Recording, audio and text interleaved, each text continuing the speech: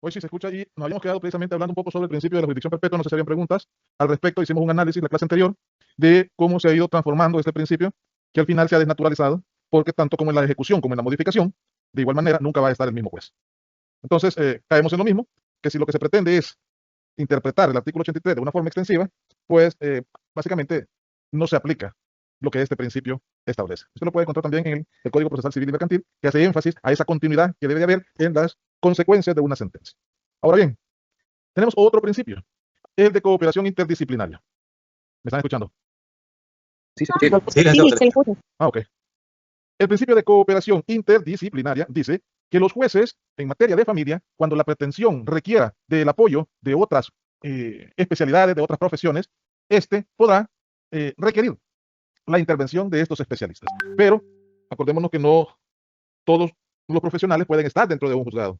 El artículo 4 de la Ley Procesal de Familia solamente enfatiza que el juez en su sede tiene a 3 profesionales, y es a los psicólogos, trabajadores sociales y educadores.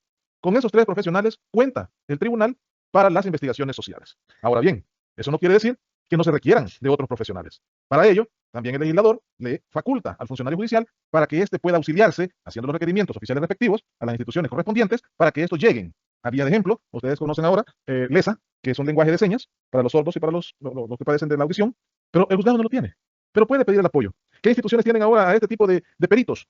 Probablemente a la Procuraduría, los mismos medicina legal o alguna otra institución. Probablemente requiera de la intervención de algún médico especialista. Lo que pasa es que muchas veces nosotros nos quedamos solo a aquellos informes del psicólogo y del trabajador social. Sin embargo, pueden haber algunas personas que coadyuven en algún proceso que detecten que una persona requiere de la intervención de otro profesional. Ahí es donde usted puede requerirle a la Administración de Justicia que lo haga por medio del Instituto de Medicina Legal, que es quien tiene la obligación de auxiliar a los tribunales en cualquier situación de estas. El artículo 216 del Código de Familia, si lo tienen ahí, para efectos de un cuidado personal. El cuidado personal muchas veces está supeditado a aquella contienda entre un progenitor y el otro. Entonces, imagínense qué curioso. Ambos progenitores con capacidades económicas bastante ostensibles pueden mandar a hacer sus propios informes sociales, sus propias investigaciones y las agregan al proceso. Sin embargo, el juez, aunque vaya a una investigación privada, porque es una investigación social de carácter privado, él está en la obligación de mandar a hacer un estudio social por medio de su equipo multidisciplinario adscrito al tribunal. Pudieran coincidir con el de los profesionales privados, pudieran, pero también pudiesen estos estudios no coincidir.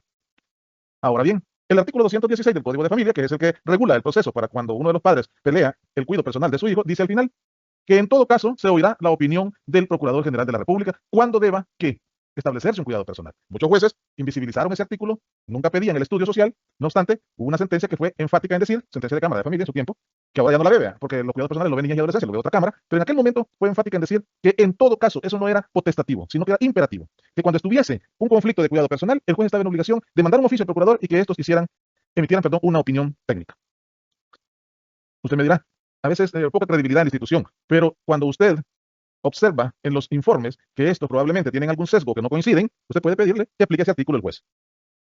Que venga otro estudio social a confirmarlo. ¿Y qué tal si este estudio social? Porque la Procuraduría difícilmente pueda tener algún sesgo, porque de hecho no conocen en algún momento el proceso, porque son abogados privados quienes llevan ese proceso. Entonces la Procuraduría solamente se involucra para ir a verificar las condiciones sociales. Pudiese también dar otra opinión o otros hechos que no se fueron o que no habían sido demostrados o argumentados en la demanda o en la contestación. Al tener hechos sobrevinientes, ¿qué quiere decir hechos sobrevinientes? Hechos que no se mencionaron, pero son de capital importancia para que el juez pueda tomar una decisión. Ya llevamos 3 estudios.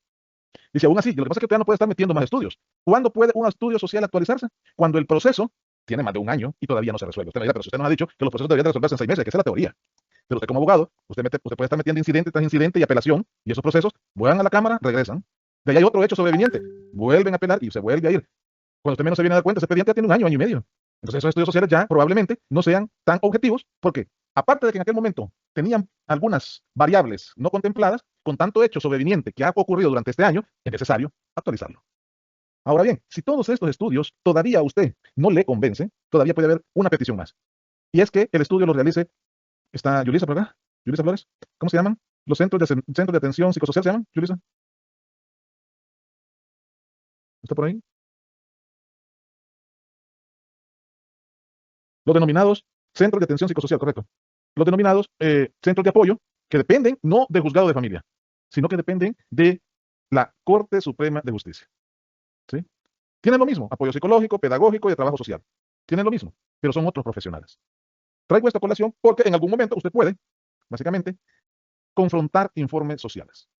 ¿Sí? No necesariamente quedarse con el que hizo el tribunal. ¿Qué tal si usted viene y tiene un caso en donde las partes no pudieron por no tener la capacidad económica de pagar a una profesional de psicología o trabajo social? Hay que supeditarse o someterse a lo que dice el informe social del juzgado.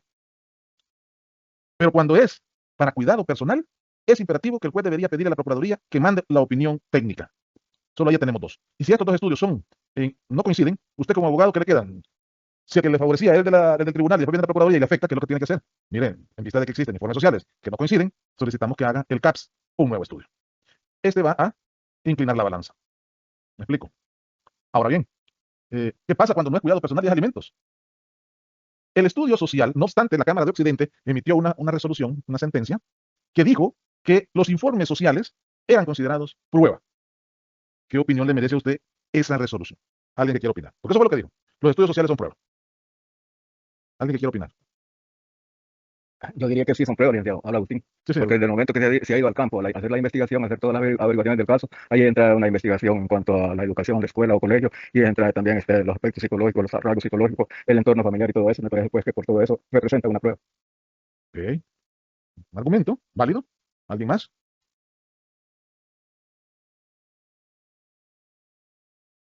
¿Alguien más que quiera aportar sobre esto? Que si los informes sociales derivados de un estudio deben considerarse como prueba. Hola, Liz. Buenas noches. Buenas noches. Hola, Yulisa, y después Oscar. Ajá, Yulisa. Se refiere a los informes que hace el equipo del tribunal que mencionaba de familia. Correctamente. O el de niñez. En niñas y adolescencia también. Sí, cualquiera de los dos, ya sea la Sí, por jurisdicción lo de menos familia en o la niñas y jurisdicción. adolescencia, por lo menos en niñas y adolescencia no son pruebas. Definitivamente no son pruebas, únicamente entiendo que es como una forma de poner en contexto al juez de las circunstancias del niño, niña o adolescente. Entonces, como prueba como tal no son. Gracias, Yulisa. Y Yulisa está en niñez, decía la vez pasada que estaba, ¿verdad, Yulisa? Sí, que los juzgados de niñez, Pero de San Salvador. sí, de San Salvador. Que los rige la Cámara de San Salvador, la Cámara de Niñez de San Salvador. Pero si yo estuviera dando esta clase en Occidente, la Cámara de Niñez, ¿hay Cámara de Niñez allá en Occidente, Yulisa? Sí, Allá ha habido un pronunciamiento que los estudios sociales deben considerarse como prueba. Por eso es que Yulisa la entiendo. Porque ella dice, para nosotros no, porque a nosotros no nos ha llegado esa jurisprudencia, no nos ha llegado esa sentencia. Nosotros lo consideramos como una ilustración, dice ella. Pero si alguien de los que están acá reside en Occidente, se pueden verificar que allá la Cámara emitió un pronunciamiento contrario, que para ellos sí, debe de considerarse, dice, como prueba. Pero viene Agustín y dice, sí, ¿quiere escuchar a alguien más, a Oscar, hermano? Sí, Vamos a ver si dígame. buenas noches. Buenas noches.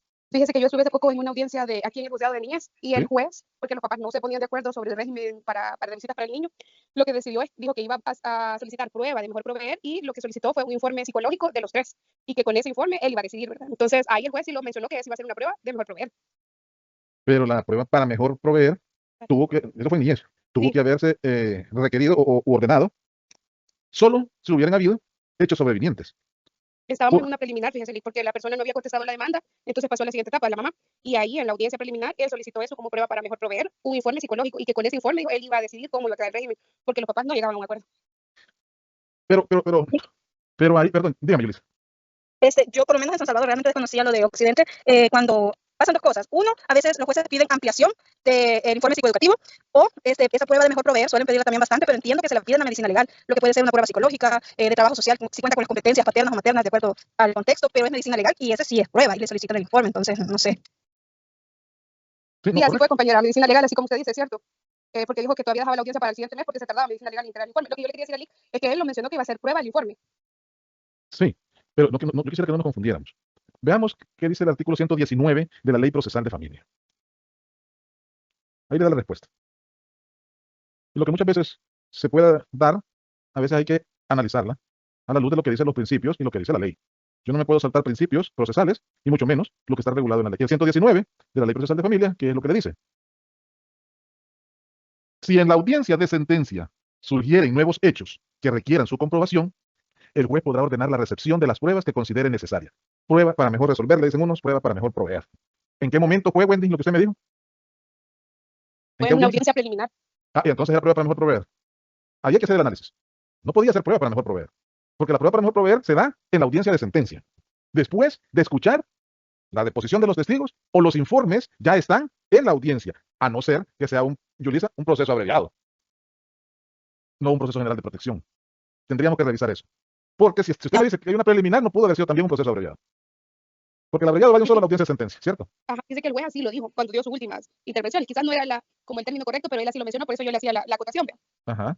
Ahora bien, lo que él ordenó fueron los estudios que comúnmente se ordenan y los que estarán realizados en la audiencia de sentencia. Pero eso no es prueba para mejor proveer. Esos son estudios que los jueces ordenan en la mayoría de pretensiones para ir a verificar si es cierto lo que se dijo en la demanda. ¿Sí? Pero no es considerada esta una prueba para mejor proveer. Esto es considerado, como dice Yulisa, una ilustración que el juez va a tener después que lleguen esos informes. Y evidentemente me resulta curioso porque esos informes preliminares los hace el equipo adscrito al tribunal. Pero usted dijo otra cosa, lo va a hacer medicina legal. Probablemente, probablemente ya hayan habido algunos estudios, no sé, agregados, no lo sé. O había un probablemente estudio psicosocial, pero el que él estaba pidiendo era ¿sí? psicológico. Un psicológico, tal vez un psiquiátrico, porque psicológico tenía él psicólogo en el juzgado. Es importante lo que usted dice, porque ustedes cuando ya más o menos hemos analizado estos puntos, usted se da cuenta que hasta ese momento, en la audiencia preliminar, probablemente el informe que tenía, que se había ordenado probablemente en la admisión, en la audiencia preliminar, el juez hizo algunas valoraciones o consideró que requería del estudio de otro profesional. Pero hasta ese momento no había prueba para mejor proveer, sino que era un estudio más que al final iba a robustecer la audiencia de sentencia con las conductas que podían tener los padres en el proceso respectivo. Por ahí le pudiese enfocar. Dígame, Luis. Una consulta, Lick. Sí, dígame, Yulisa. Sí, buenas noches. No, que continúe la compañera Yulisa. Ok, Yulisa. No, solo una duda, que si dentro del proceso, si nosotros como abogados detectamos eso, así como la compañera Wendy menciona, de que el juez ha mandado a hacer una prueba de mejor proveer en una audiencia preliminar, ¿existe algún tipo de, o sea, algo que yo pueda hacer como abogado? Un incidente ahí mismo, pedirle la revocatoria, que al menos si va a mandar a hacer un estudio, que no sea bajo esa connotación de prueba para mejor proveer. Y usted tiene que alegarle, mire, interpongo el recurso de revocatoria para lo que usted está solicitando, porque el artículo 119 habla que las pruebas para mejor proveer, evidentemente, son por hechos sobrevinientes y se deben de conocer en la audiencia de sentencia. Hasta ahí. Entonces el juez puede decir, Okay. usted le puede poner una revocatoria con apelación subsidiaria, pues, porque eso le puede afectar al final. Pero si él es una persona profesional, va a decir, uy, se me fue. Sí, tiene razón, licenciada, no es una prueba, porque no estamos en la etapa que corresponde para solicitarla. Ahora bien, Gracias, Lick. yo quiero también dejar algo claro, que el legislador ha sido bien enfático que este tipo de pruebas es en la audiencia de sentencia por hechos nuevos. Porque tenemos que tener claro algo.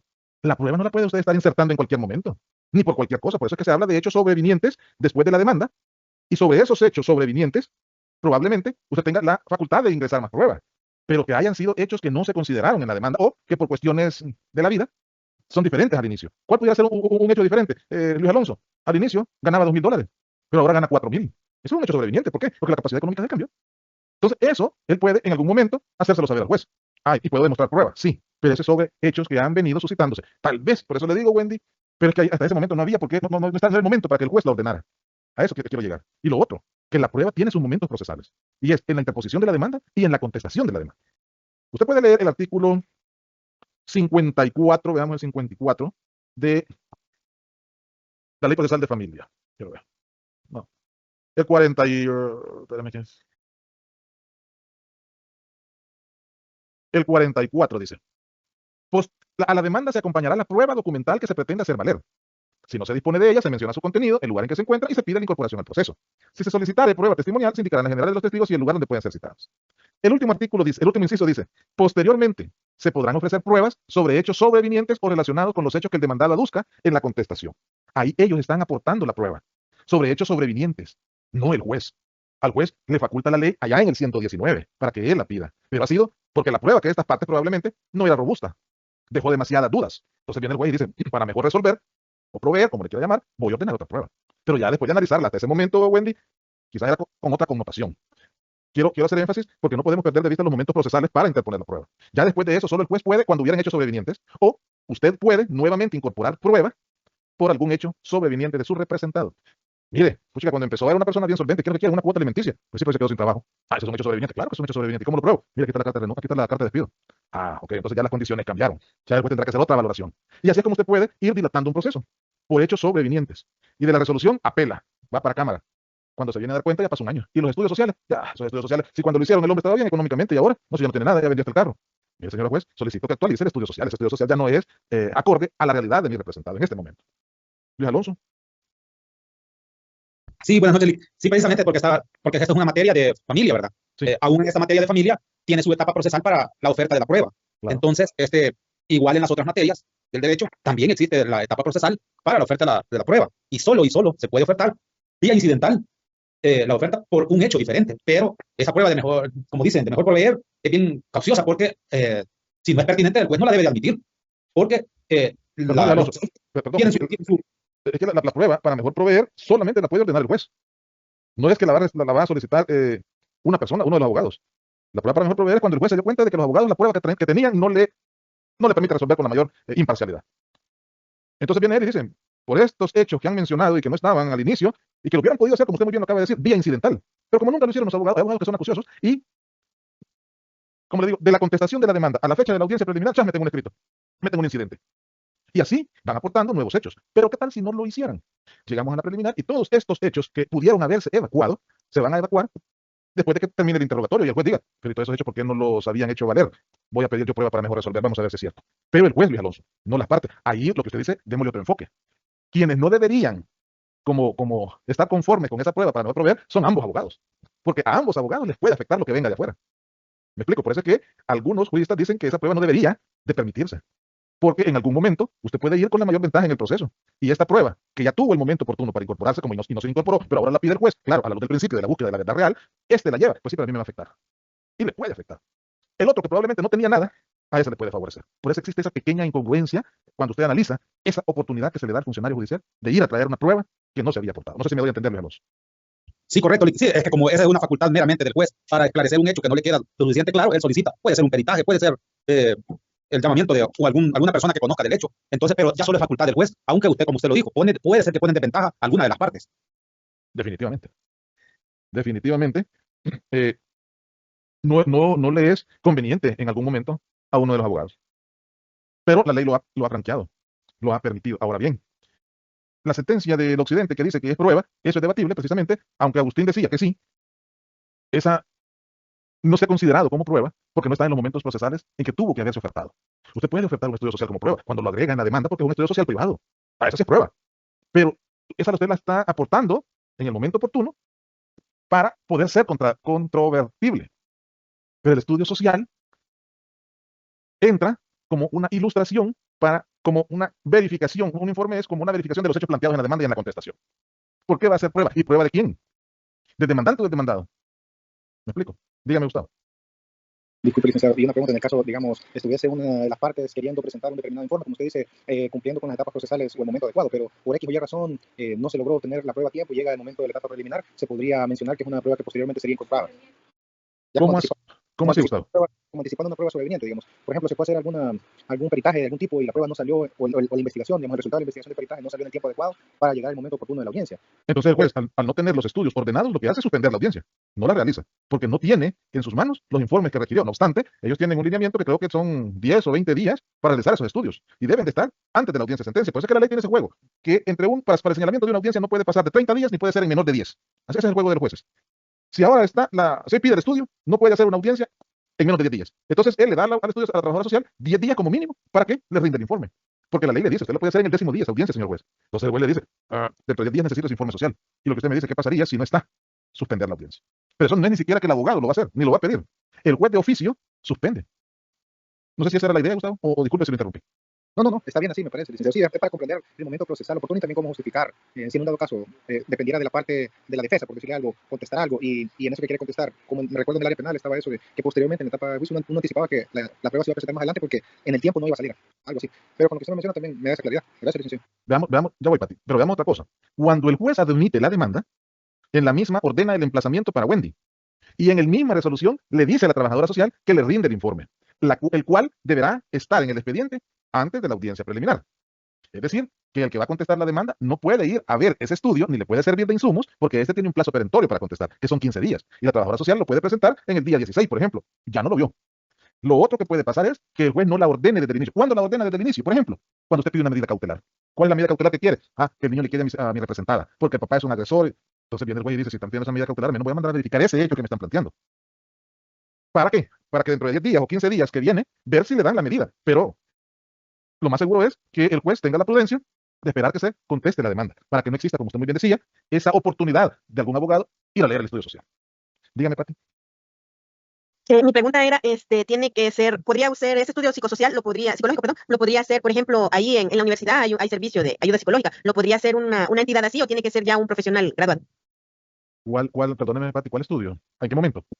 Vaya, por ejemplo, para poner la demanda, usted dice que podría proponerse como prueba si lo ponemos desde la demanda, ¿verdad? Si lo ofertamos desde la demanda. Como un Entonces, informe, perdón, como un informe social privado. exacto, ajá.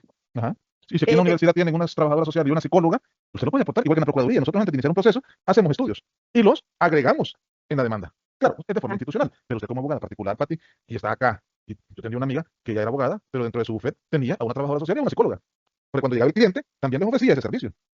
Pero mire, para robustecer el proceso necesitábamos esto, esto y lo otro, y una evaluación psicológica, pues evidentemente le va a poner un mejor perfil. Claro, es un equipo, ¿ya? Ya los costos, los honorarios así, de repente van para arriba. Pues sí, pero cuando Ah, llega donde usted solita, ¿qué le queda? Esperanzar al estudio social que va a hacer el tribunal. ok. No, no sé si me explico. Sí, sí. ¿Ok? ¿Preguntas? Luis Alonso. Y en ese caso, si lo oferto yo como profesional, como abogado particular, yo tengo que acreditarlo, tengo que ofertárselo al tribunal, esa persona. O sea, no puede ser, o sea, y tengo que, en ese caso, lo llaman a estos profesionales a que muestren sus credenciales, que los acredita como tal, Si usted lo para, ofrece, para poder ser perito, porque de alguna manera puede hacer, en algunos casos, hasta llegan a declarar. es correcto. Pero ¿a quién le corresponde, Luis Alonso? Usted es el abogado demandante de Patricia. Usted pudiese pedir, interrogar a su profesional, a su trabajador social, o no pedir que se interrogue. A quien le corresponde pedir el interrogatorio de ese trabajador social es a la contraparte. Porque el estudio social es favorable a usted. Si usted lo que menos quiere es que alguien se lo refute. Si usted lo que quiere es que ese estudio social pase todos los filtros, ¿verdad? Sin que nadie diga nada y que se tenga por cierto. Pero como está portándose como prueba, que es lo que decíamos en el principio. ¿Cuál era el principio que vimos? Veamos. El principio de igualdad procesal. Con este principio lo que se busca es permitir la contradicción, ¿sí? La otra parte, al ver que alguien ha aportado un estudio social, yo pues tengo la libertad de controvertirlo. Y lo voy a controvertir interrogando a la persona que hizo ese estudio. Entonces, definitivamente yo voy a pedir que se presente. Pero yo como parte demandante, pedirlo estaría como diciéndole, mire, venga a explicarme. Si yo ya vi el estudio y me es favorable, ¿sí? No sé si me voy a entender, Luis Alonso. Sí, correcto, correcto, sí, porque eso ya lo he visto, que practican pericias, más que todo cuando hay fraude o hay cuestiones de bancos. Solicitan, aparte del tribunal, tiene profesionales, ¿verdad? En la materia, pero también él puede hacer que la parte acusadora lleve otras personas que la ha ofrecido, pero trabajan para su despacho. Entonces, y se admiten de esa manera, y comúnmente todos los pasan a interrogatorio. No se queda ni uno de ellos. Por eso le decía yo, porque no puede ser de que ingrese un peritaje así, como quien dice, yo lo oferto, me ha hecho esto, no, si lleva un procedimiento. Por eso le decía yo, si era el mismo procedimiento en familias. No, porque vámonos al otro ejemplo. ¿Qué pasa cuando el trabajador social del tribunal, el psicólogo, el trabajador social no, el psicólogo cuando hace el informe social, aquí está Yuli, si no me dejará mentir, lo que hace es rendir el informe psicológico, pero él no llega a la audiencia de sentencia. Llega, salvo que uno de los abogados pida que llegue a la audiencia porque lo queremos interrogar. Mientras, los estudios ahí quedan como santa palabra. Pero si hay un abogado que es acucioso, dice, no, yo quiero interrogar para saber cuáles fueron los exámenes que le pasaron a mi representada. Porque esa altura sí ya sabe cómo salió su representada. Pero yo quiero saber cuáles fueron los test. Quiero ver si ese test no está desfasado. Claro, él se lo guarda porque en el momento oportuno de interrogarlo, ahí es donde lo va a poder controvertir. Ahí es el momento en donde le puede decir, mire, ¿usted cuáles fueron los test que le pasó? Sabiendo que existen unos nuevos test. Pero eso se hace, Luis, si el abogado lo requiere. Si no, usted muy bien dice, en materia de familia, esos profesionales lo que hacen nada más es rendir el informe y hasta ahí. Nadie los controvierte. Sin embargo, han habido abogados que piden que se llame al trabajador social y a la psicóloga para interrogarlo.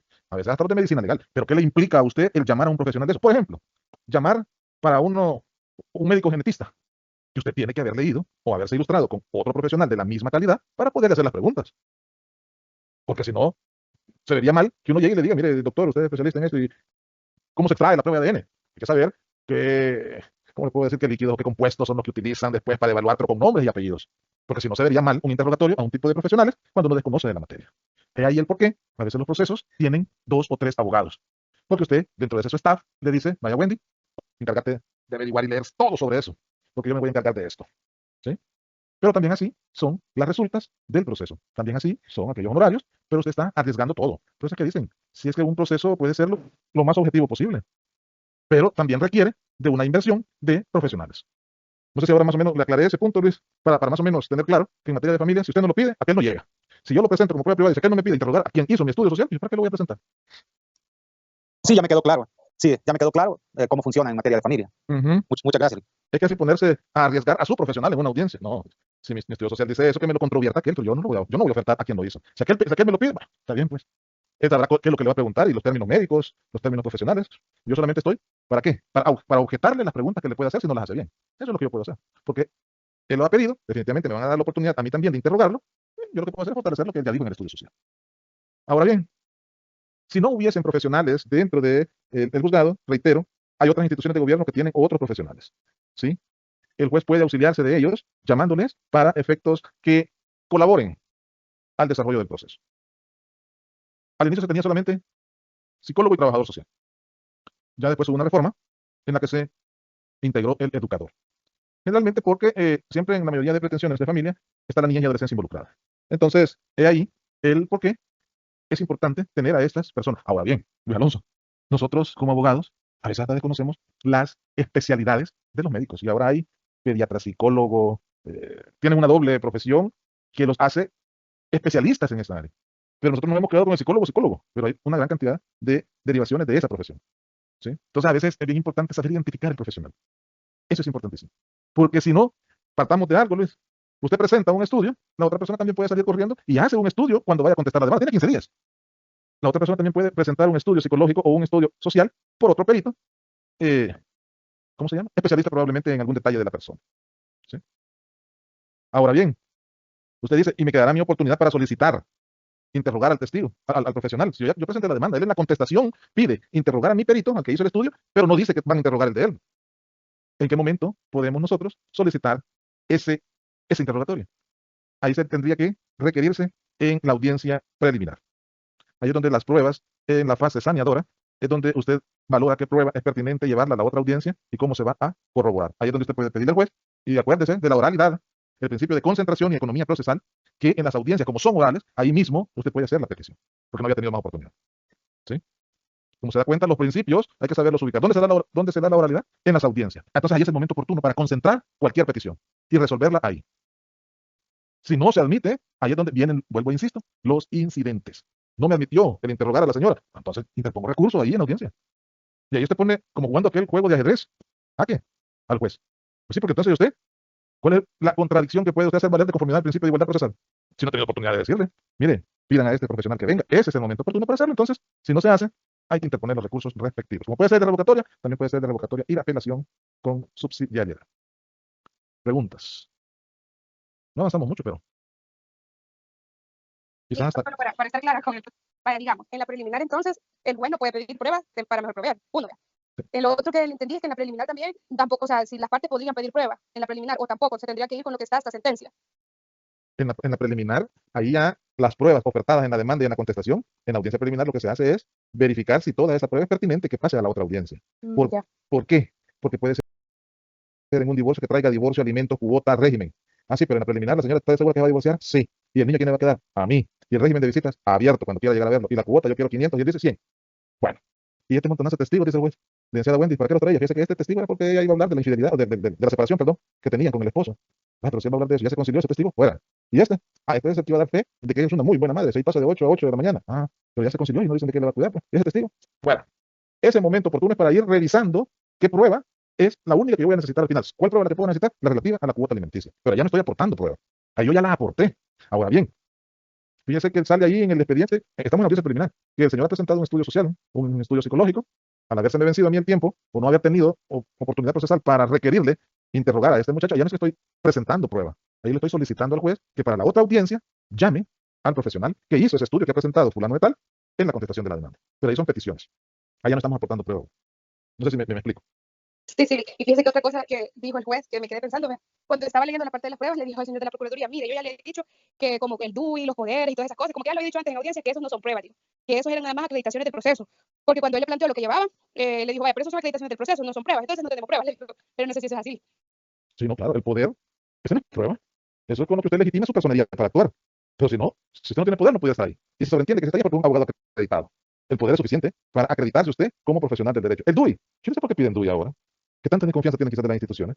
Porque en mi tiempo, hace unos 20 años, uno solamente hacía referencia de las generales de la persona, el nombre, Wendy Morales, mayor de edad, el domicilio de San Salvador, quien se ofrece como testigo para probar los extremos de la demanda en cuanto al cuidado personal del niño. El día de la audiencia, el secretario tendría que ver a quién es la persona, Wendy Abigail Morales Rodríguez. ¿Usted, señora? Deme su DUI, Wendy Abigail Morales López. No, no usted. Bueno, usted no puede ser la testigo porque quien han propuesto es a otra persona. Pero ahora, desde la demanda, le exigen que presenten los DUI de las partes. Eso no es prueba. Pero como dicen que lo que abunda no daña, bueno, presenten la verdad. Pero eso no puede ser, por ejemplo, una prevención que puede dejar, o puede, que en caso usted no la subsane, sancionarla con la inadmisibilidad de la demanda. Porque presentar un DUI no es un requisito de fondo. Eso ya es, dice la ley. Veamos qué dice el artículo 42 de la Ley Procesal de Familia. En el artículo 42 dice, la demanda se presentará por escrito y contendrá los siguientes requisitos: el nombre, calidad de mayor o menor de edad y domicilio del demandante y del apoderado. Por analogía, en el F dice el ofrecimiento y la determinación de los medios de prueba que el demandante pretenda hacer valer. ¿A dónde le dice usted ahí que debe de presentar? No, y solamente le dice, ponga la calidad si es mayor o menor y el domicilio. Si le quiere poner la profesión, el artículo no lo dijo. ¿Ya? Sin embargo, si usted es colaboradora y usted dice, no, pero yo soy demasiado exigente, yo estoy aquí en el juzgado porque me gusta y quiero enseñarle a los abogados que trabajen. Me presenta el DUI, si no lo presentan, le prevengo para que dentro de 3 días lo haga. Vengo yo y le digo, no se lo presento, bien sea. Llegó el cuarto día, viene usted y dice, se la declaro inadmisible por no atender lo que yo le pedí. Y le apelo. Y le digo a la Cámara, ¿dónde dice que es un requisito? Eso lo puede comprobar en la audiencia. Hay cosas que, vuelvo e insisto, deberían de flexibilizarse. Y la misma ley dice, hay que evitar el formalismo. Hay que ser flexibles. No sé si me voy a entender, Wendy, o les explico. Le aclaré un poco. Muchas gracias. Hay situaciones, pero ¿qué es lo que dice el abogado? Es que pelearse con la cocinera. Yo solo ahí litigo. Más estoy del departamento X y ahí tengo mi oficina. Estarme peleando. Sí, pero esa es la única forma de educarse, trabajar. Si no, él le va a decir otro día, como le pasó y creo que se lo comenté a usted, ¿qué le dijo la jueza? Por favor, licenciada, se va a comprar un par de zapatos altos porque yo no la quiero ver entrar a mi audiencia con zapatos pachitos. Sí, permítame, ¿a dónde dice eso? Pero viene ella y se va a comprar un par de zapatos. ¿Qué tal si hubieran dado un muñero a la mujer? ¿Qué tal si no hubieran dado dinero? Hay exigencias que usted también como profesional, permítame. Cualquiera, con mucho respeto, señora juez, ¿verdad? Pero yo creo que esto no va con las exigencias para realizar una audiencia. Así como hay de estas personas, hay otros colegas que ya tienen mucha edad, que llegan en jeans, se ponen un traje, una corbatita y una camisa, como está haciendo mucho calor, ni siquiera manga larga, sino la tipo polo, ¿verdad? Ya cuando salen se quitan el saco y ya se van, como que si fueran jovencitos, hombres, ¿verdad? Bueno, si no hay preguntas, nos quedamos hasta acá, jóvenes, y nos vemos la próxima semana, creo que ya de manera presencial, ¿verdad? ¿Es así? Sí, licenciado, así es. Va, perfecto, entonces el martes seguimos, tal vez terminamos esta lámina. Gracias, buenas noches. Y más o menos, Buenas noches.